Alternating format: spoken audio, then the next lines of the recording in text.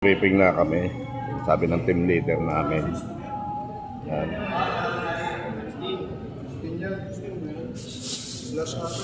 Ikaw, ano masasabi mo?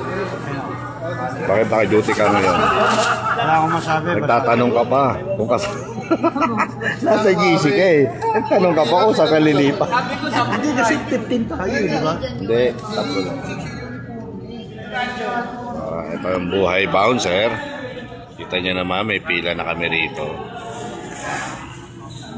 Yan ang buhay bouncer. Tandaan nyo yung mga mukhang yan ha, pag yan na nakita nyo sa event. Lalo na to, legend na to eh. Nawala, na ano na humina. Tapos briefing daw kami muna. Yan, may pila na. So, formation daw, formation.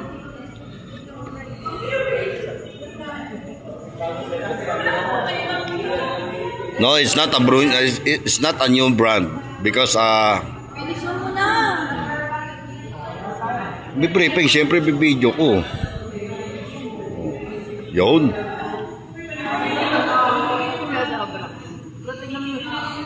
Yun.